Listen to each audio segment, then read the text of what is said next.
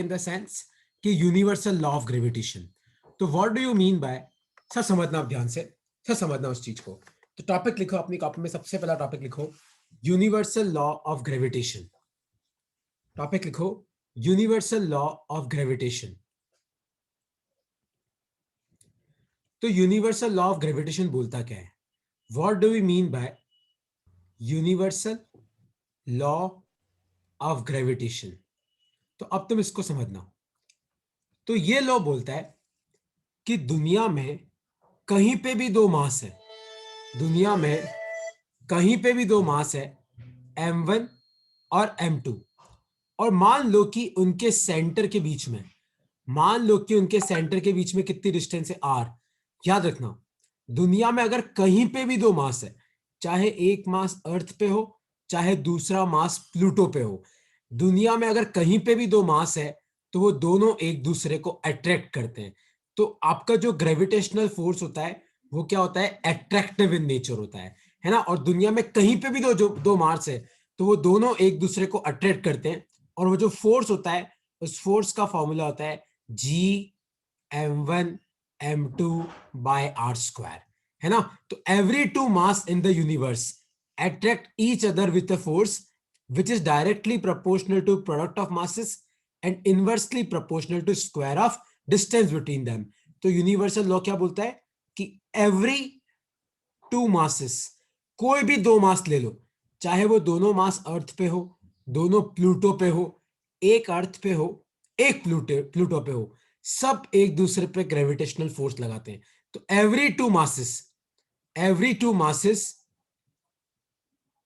In the universe, तो universe में कोई भी दो मास ले लो, अट्रैक्ट ईच अदर, अट्रैक्ट एक दूसरे को अपनी तरफ खींचते हैं, attract each other with a force, with a force which is directly proportional to, which is directly proportional to, attract each other with a force which is directly proportional to product of masses, which is directly proportional to product of masses and inversely proportional to square of distance between them, and inversely proportional to square of distance between them, and inversely proportional to square of distance between them.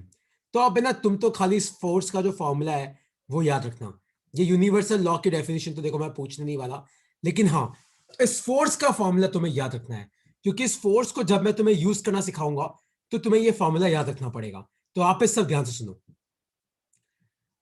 सार्थक नहीं, Newton's law of gravitation मत बोल, उसका reason मैं तुझे बताता हूं, है ना। इसको यूनिवर्सल लॉ ऑफ ग्रेविटेशन ही बोलो आप, इसको न्यूटन्स लॉ ऑफ ग्रेविटेशन मत बोलो। इसका एक रीजन है, वो मैं तुम्हें बताता हूं। तो सब ध्यान से सुनो।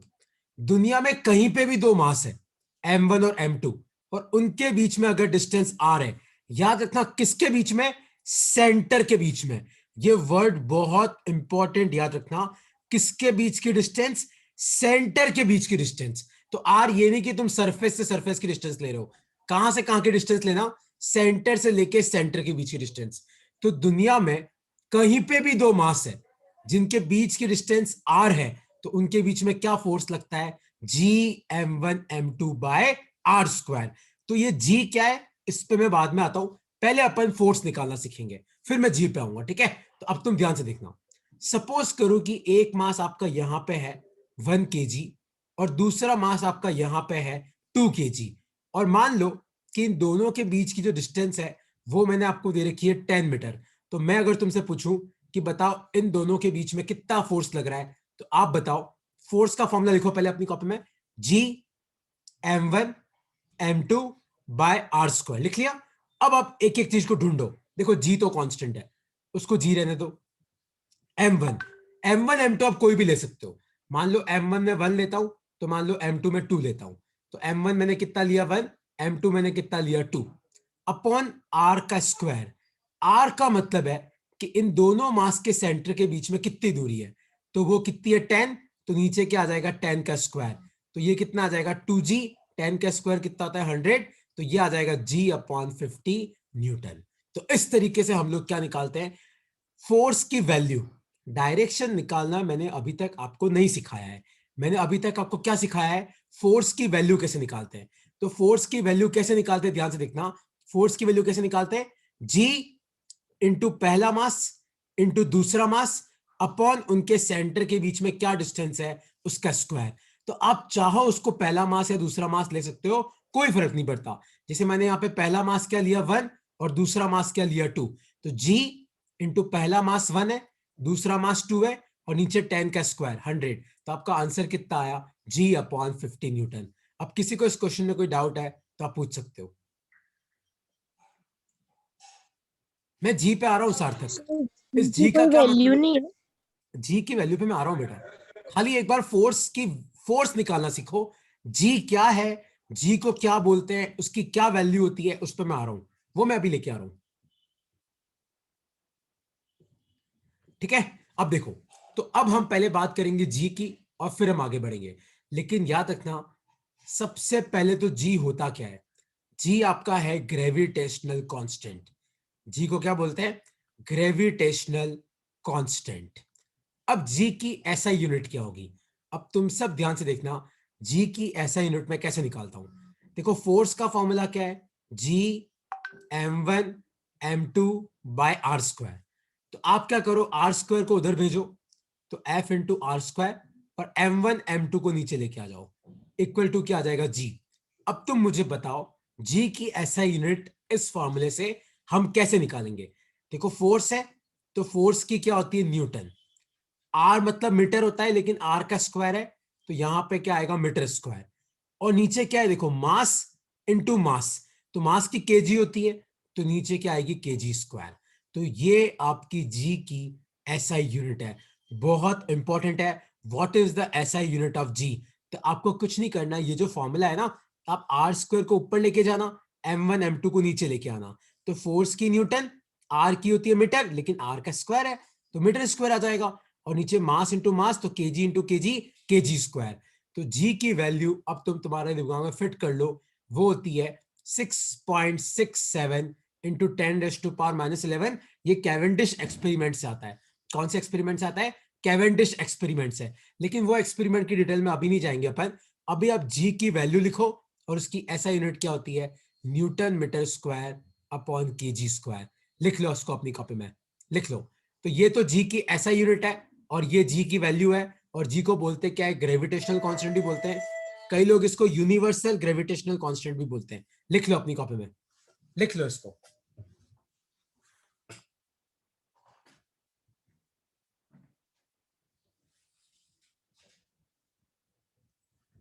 लिख लो। जी होता क्या है, जी है आपका ग्रेविटेशनल कांस्टेंट। और जी की ऐसा यूनिट कैसे निकालते हैं, newton metre square upon kg square. और जी की वैल्यू क्या होती है, 6.67 इंटू 10⁻⁻11। तो मैंने भी बोला था जी ग्रेविटेशनल।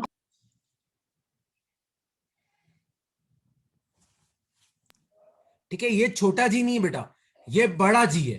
तो इसको यूनिवर्सल ग्रेविटेशनल कांस्टेंट भी बोल सकते हो, खाली ग्रेविटेशनल कांस्टेंट भी बोल सकते हो, है ना, कोई फर्क नहीं पड़ता।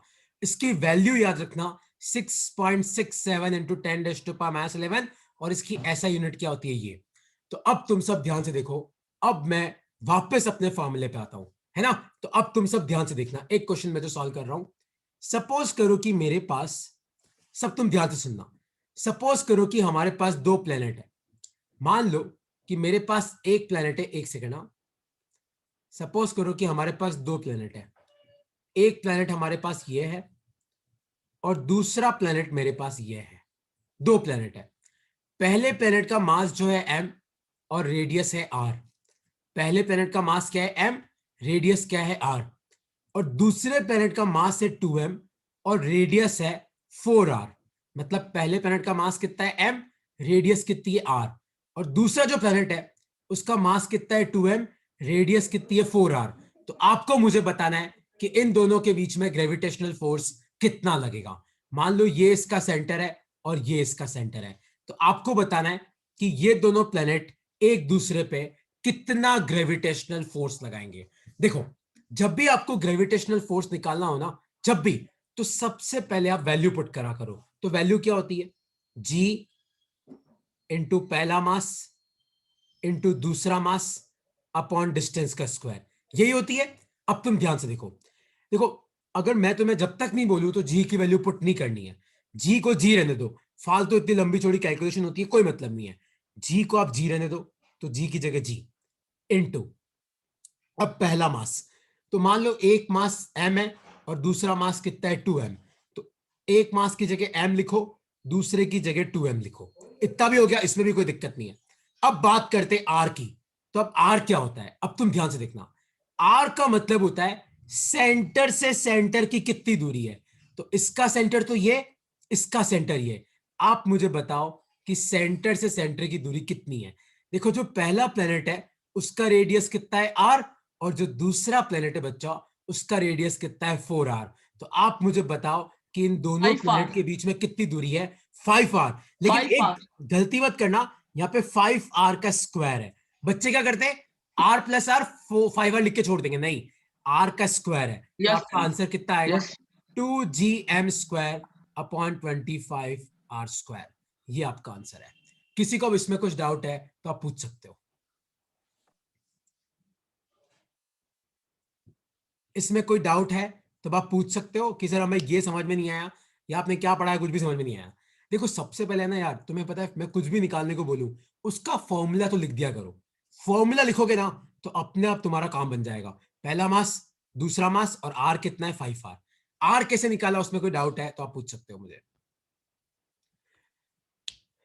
ओके, कोई डाउट नहीं है तो एक क्वेश्चन तुम जल्दी करो, एक क्वेश्चन आप लोग जल्दी करो।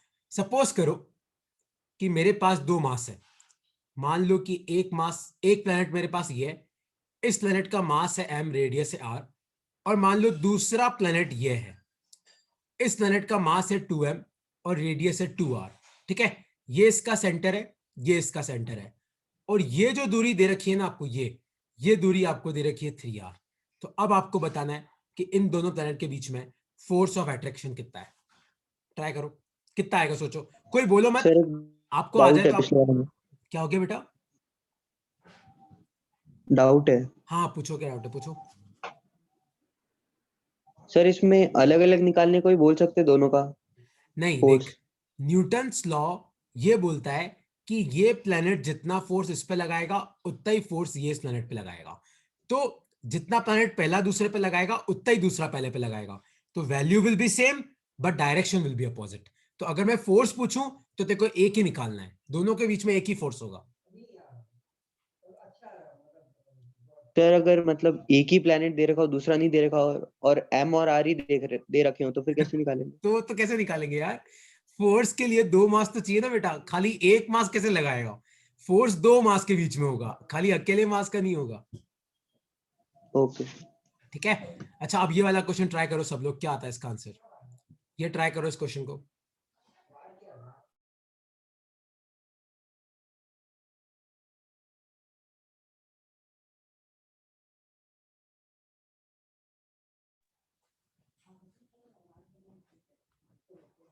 कितना आएगा सोचो, जी, पहले आपको फॉर्मूला लिखना है, G m1 m2 by R square, अब वैल्यू पुट करना चालू करो, जी तो जी है, सर आंसर है जी, सर आंसर है G2m स्क्वायर भाई अपॉन भाई भाई रुक 9 जा, आर बाकी का लोग स्क्वायर। अरे मेरे भाई रुक जा, तेरा आंसर आप टाइप कर दो, मैं बता रहा हूं ना, पहला मास m है, दूसरा मास 2m है अपॉन आर का स्क्वायर। अब याद रखना ये आर क्या होता है, दोनों प्लेनेट के सेंटर के बीच में कितनी दूरी है, तो आप मुझे बताओ ये टोटल डिस्टेंस कितनी होगी, ये तो आर है, ये 3r है, ये 2r है, तो नीचे कितना आ जाएगा 6r का स्क्वायर, तो ये आपका आंसर है, ठीक है। इसको तुम लोग सॉल्व कर लेना, तो 2gm स्क्वायर और नीचे आ जाएगा 36r स्क्वायर, तो 2 से 18 काटोगे तो आंसर आएगा gm square upon 18r square, ठीक है। तो अब इस टॉपिक के मैं और क्वेश्चन नहीं करा रहा हूं, किसी को डाउट है तो आप पूछ सकते हो कि सर इस क्वेश्चन का आंसर ये कैसे आया। नहीं तुम ध्यान से देखना, अभी जिसने चैट बॉक्स में टाइप किया है, आपको सेंटर से सेंटर के बीच की दूरी देखनी है बेटा, सरफेस से सरफेस के बीच की दूरी नहीं, जो दो मास होते हैं ना उनके सेंटर से सेंटर की दूरी देखना, ठीक है। ओके, तो ये है तुम्हारा ग्रेविटेशनल फोर्स। अच्छा ये तो हो गई फोर्स की वैल्यू, लेकिन आप मुझे बताओ कि फोर्स तो वेक्टर होता है, फोर्स क्या होता है? फोर्स एक वेक्टर क्वांटिटी है, तो फोर्स एक वेक्टर है, तो फोर्स की वैल्यू भी होती है और फोर्स की डायरेक्शन भी होती है। तो हम लोगों ने वैल्यू निकालना तो सीख लिया, Gm1m2/r²। लेकिन अब मैं बात करूंगा डायरेक्शन की।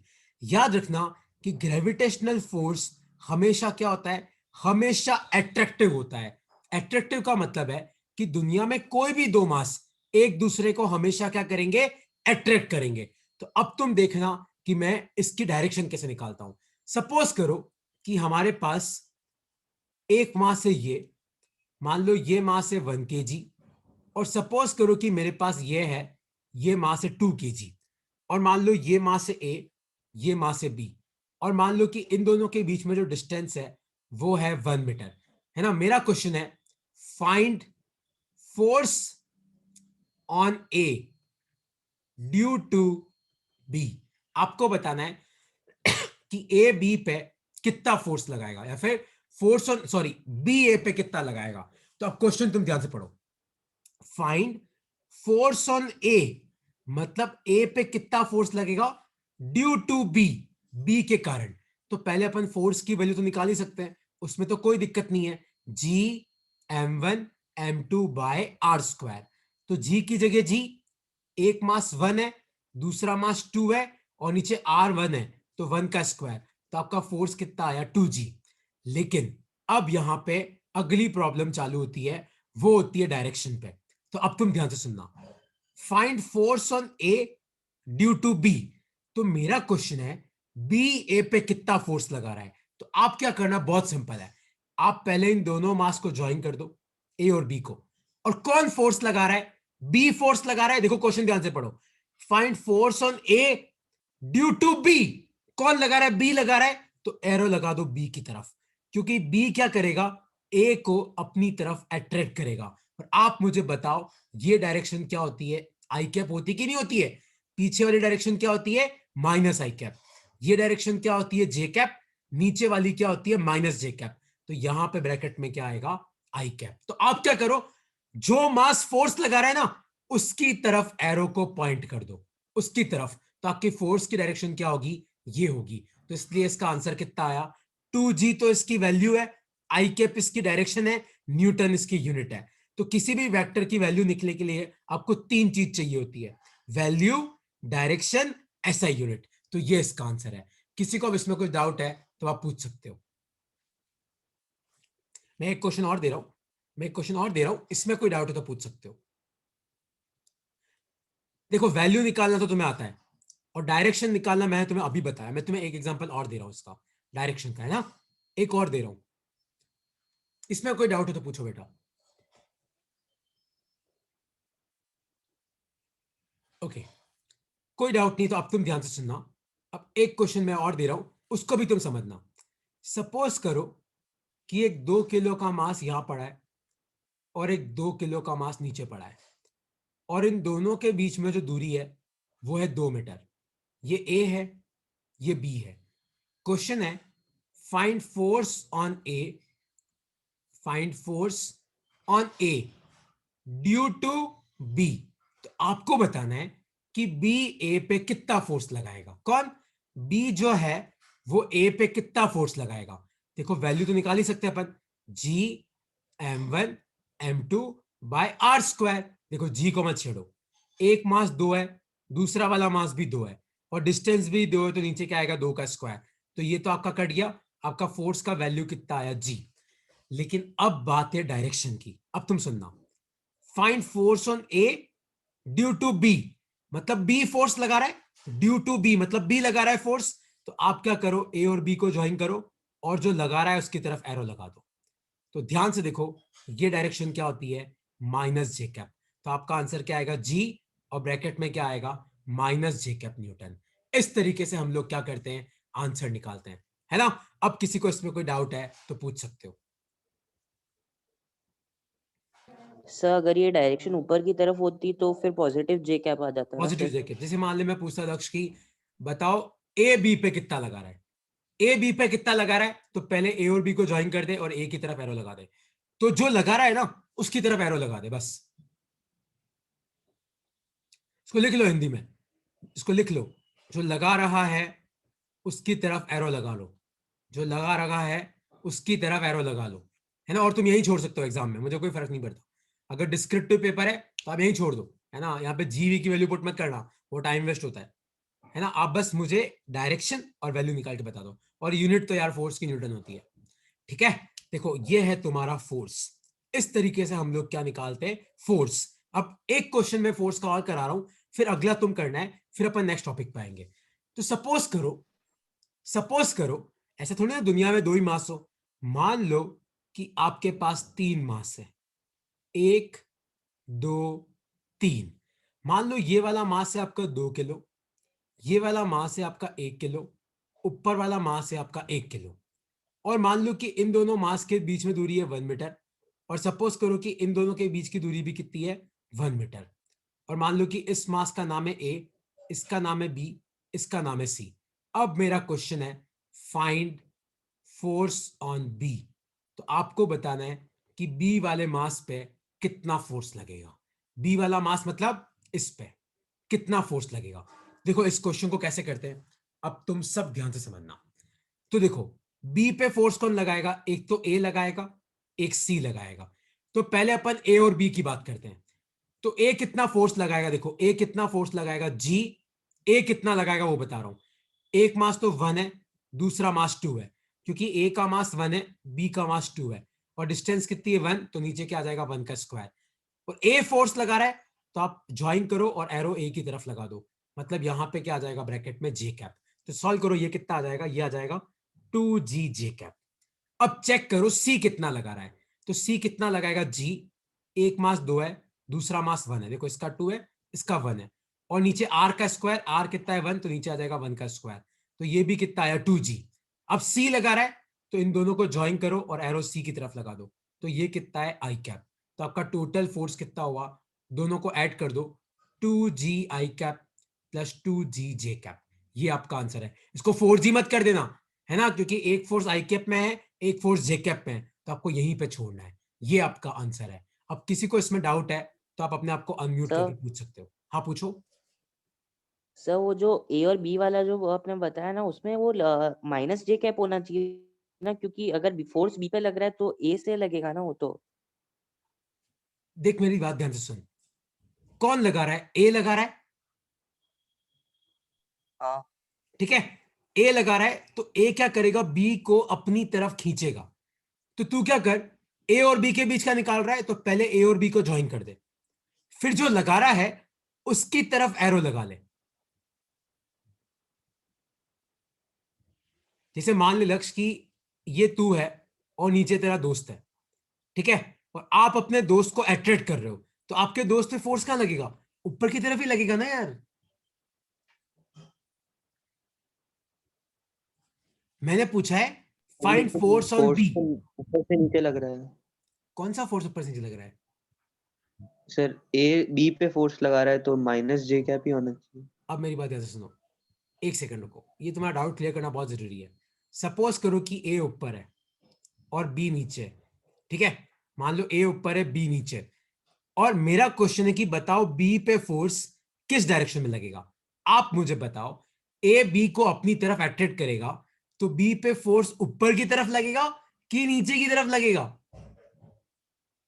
ऊपर की तरफ। बस वो इसलिए तो मैंने जेकब लिखा।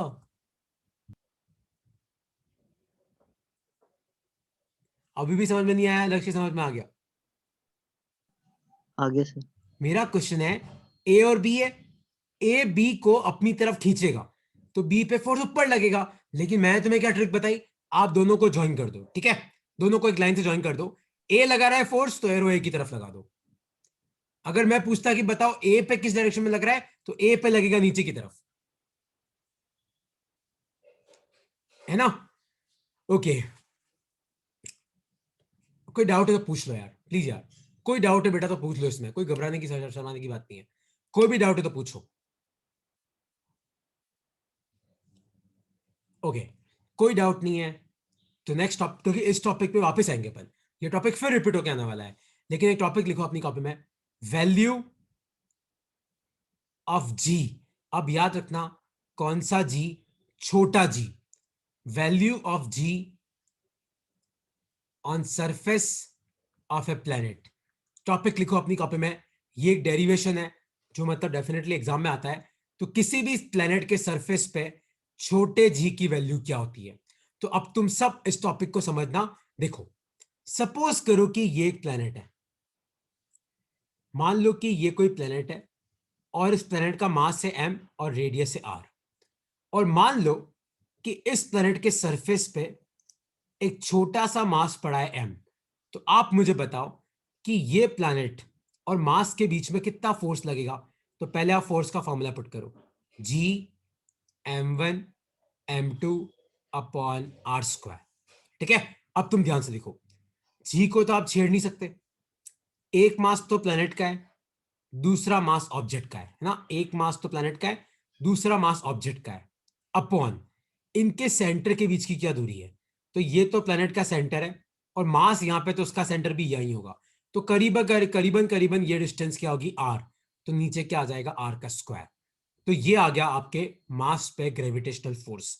और याद है जब मैंने तुम्हें न्यूटन्स लॉ पढ़ाया था, तब मैंने तुम्हें क्या कहा था कि दुनिया में कोई भी मास हो उस पर एक फोर्स नीचे की तरफ हमेशा लगता है, वो कौन सा होता है, mg, है ना। लेकिन है तो ये दोनों ही ग्रेविटेशनल फोर्स, बस लिखने का तरीका अलग अलग है।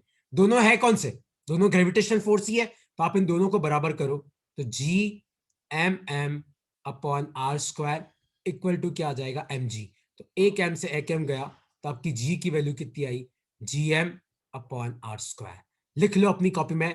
तो छोटे g की वैल्यू क्या होती है, बड़ा G into mass of planet upon radius of planet का स्क्वायर। तो छोटे जी की वैल्यू क्या होती है, इस सबको याद रखना, सरफेस पे।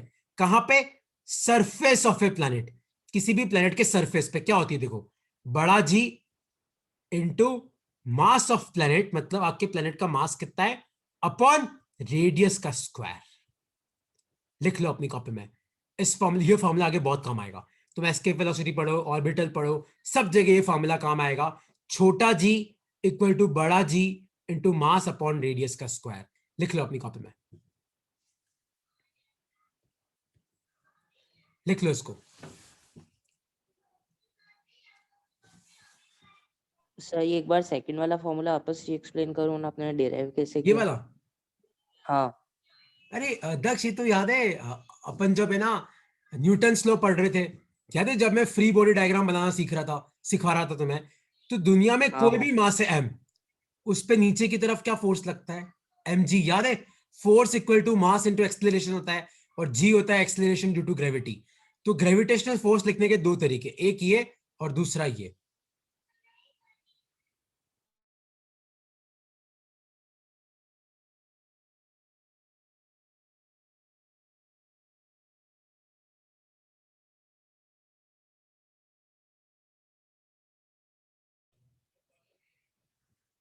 दुनिया में कोई भी मास है, उस पे नीचे की तरफ क्या फोर्स लगता है, mg। लेकिन है तो ये दोनों ही ग्रेविटेशनल फोर्स, बस लिखने का तरीका अलग अलग है। इसलिए मैंने इन दोनों को बराबर कर दिया, और तुम्हारे g की वैल्यू क्या आई, बड़ा g into mass of planet upon radius of planet का स्क्वायर। लिख लो, अब भी डाउट हो तो पूछो।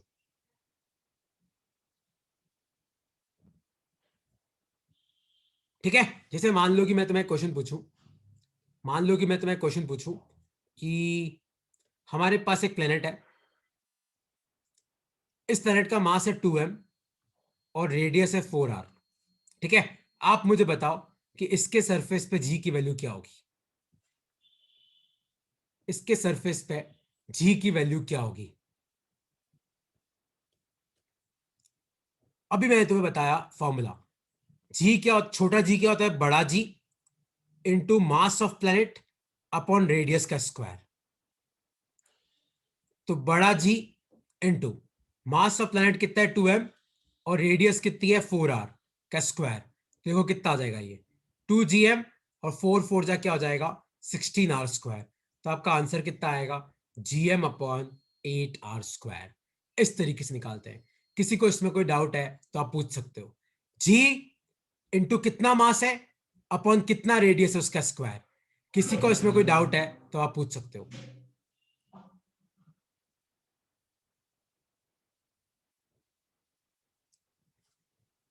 ओके, कोई डाउट नहीं है तो नेक्स्ट लिखो अपनी कॉपी में, नेक्स्ट लिखो अपनी कॉपी में, बस लास्ट टॉपिक आज का, लिखो अपनी कॉपी में variation of G with depth from surface, variation of G from depth with depth from surface. अब इसका मतलब क्या है? इसका मतलब यह है कि सपोज करो कि मेरे पास कोई प्लेनेट है,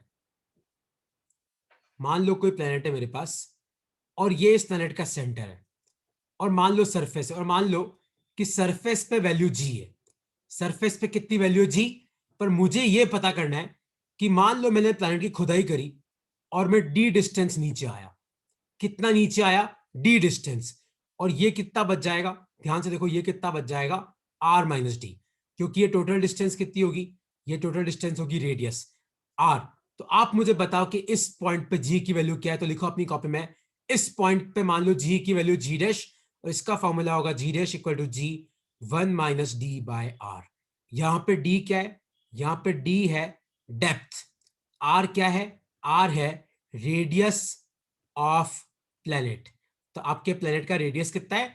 डी मतलब आप सरफेस से कितना नीचे की तरफ हो, है ना? डी का मतलब क्या है कि आपने कितनी खुदाई करी, वो होता है डी। तो अगर आप सरफेस पे वैल्यू जी है और आप प्लेनेट के अंदर की तरफ जाते हो ना, तो जी घटता है। और मान लो डी डेप्थ पे आपका जी कितना है, मान लो मैं उसको लिखता हूं जी डैश, तो जी डैश का फॉर्मूला क्या होगा? जी 1 माइनस डी बाय आर। लिख लो अपनी कॉपी में, इसको लिख लो, फिर मैं इसका न्यूमेरिकल करा रहा हूं।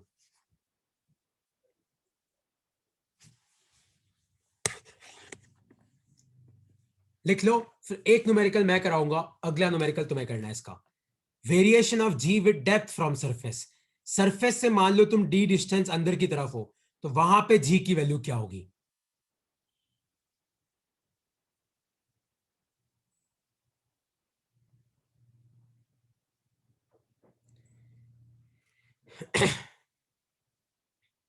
ठीक है, तो सपोज करो कि मेरा क्वेश्चन है ये, कि मान लो कि हमारे पास एक प्लेनेट है,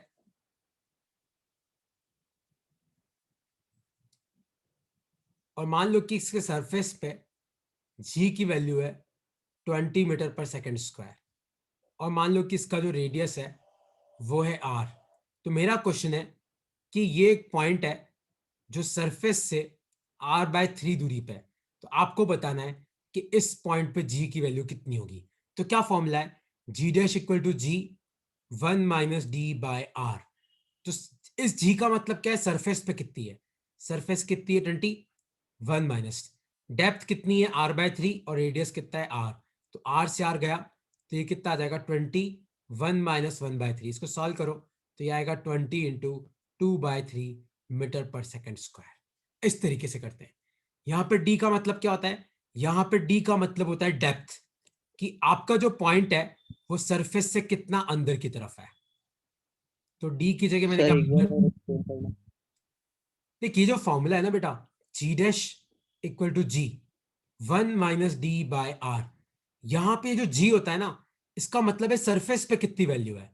जो जी डैश है ना, इसका मतलब है डेप्थ पे कितनी वैल्यू है, और डी का मतलब है कि आप सरफेस से कितना अंदर की तरफ हो। डी मतलब आप सरफेस से कितना नीचे की तरफ हो, आर मतलब रेडियस। तो इस क्वेश्चन में मैंने क्या बोला कि सरफेस पे अगर 20 है, तो सरफेस से r/3 नीचे कितनी होगी? तो डी की जगह तो मैंने r/3 पुट कर दिया, और जी की जगह मैंने 20 पुट कर दिया, तो तेरा r से r कट गया और तेरा आंसर आ गया। बस एक लास्ट क्वेश्चन तुम्हें और करना है, फिर variation of G with height अपन नेक्स्ट क्लास में करेंगे। एक लास्ट क्वेश्चन और मैं दे रहा हूं तुम्हें, तो वो क्वेश्चन देखता हूं तुम लोगों को कितना समझ में आता है। तो क्वेश्चन है ये, लिखो अपनी कॉपी में, क्वेश्चन लिखो अपनी कॉपी में। इफ ऑन सरफेस, मान लो कि सरफेस पे, if on surface value of g is 10 metre पर सेकेंड स्क्वायर, तो क्वेश्चन है what will be the value of g at the center of planet? what will be the value of g at center of planet? तो आपको बताना है कि planet के centre पे जी की वैल्यू कितनी होगी। मान लो सरफेस पे जी की वैल्यू है 10 मीटर पर सेकेंड स्क्वायर, तो आपको बताना है कि what will be the value of G at centre of planet. तो आपको बताना है कि कोई प्लेनेट है, उसके सेंटर पे जी की वैल्यू क्या होगी।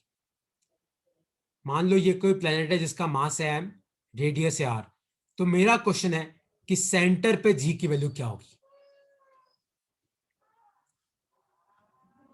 0। Correct, the answer will be 0। क्योंकि अगर आपको सेंटर तक पहुंचना है तो आपको कितनी खुदाई करनी पड़ेगी, r। तो फॉर्मूला पुट करो, g dash equal to ji 1 minus D by are. तो सरफेस पे g कितना है 10, पर कितना डेप्थ है r, और नीचे आएगा r से r गया 1, और 1 माइनस 1 क्या होता है 0। तो याद रखना आपकी सेंटर पे वैल्यू कितनी होती है 0। ठीक है। अच्छा, नेक्स्ट क्लास अपनी है variation of G with height पे। अब मैं क्या करूंगा, देखो आज मैं तुम्हें एक शीट भेज रहा हूं, उसमें तुम खाली फोर्स निकालना, 4-5 क्वेश्चन है, प्लीज ट्राई करना। ये नोट्स में तुम्हें भेज दूंगा और रिकॉर्डिंग भी मैं तुम्हें भेज दूंगा, है ना। पर तुम्हारा काम क्या है, तुम्हारा काम है एक बार शीट सॉल्व कर लेना, इस नोट्स को कहीं हो सके तो लिख लेना, और रिकॉर्डिंग में भेज रहा हूं, मान लो तुम्हारा मिस हो गया हो तो तुम वहां पे देख सकते हो। ठीक है। एनीवेज थैंक्स अ लॉट यार, मैनी थैंक्स।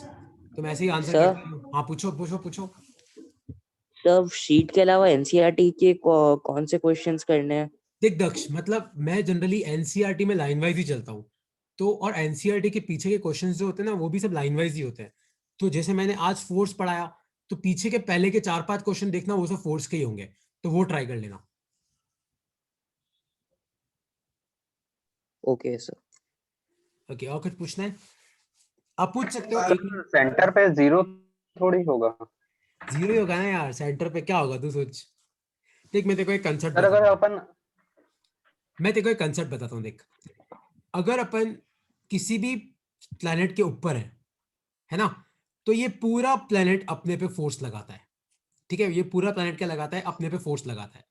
लेकिन अगर मान लो कि आप किसी प्लेनेट के अंदर चले गए, सपोज करो कि ये कोई प्लेनेट है और आप यहां पे हो, तो आप पे खाली वही पार्ट फोर्स लगाएगा जो आपके नीचे की तरफ है।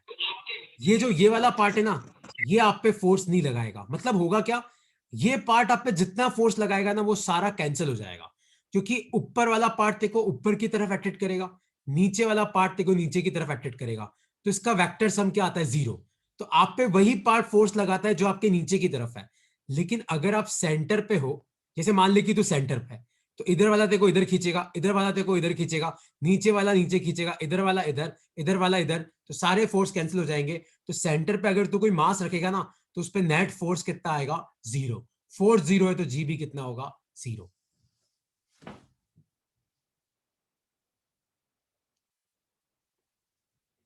ठीक है सर। नहीं ठीक है, समझ में आया कि ठीक है, या तुम्हें बोल दिया कि तुम्हें बोल नहीं दिया सर ठीक समझ है। गया। पक्का। ओके ओके ओके, हाँ चलो सर पक्का। Okay, bye bye.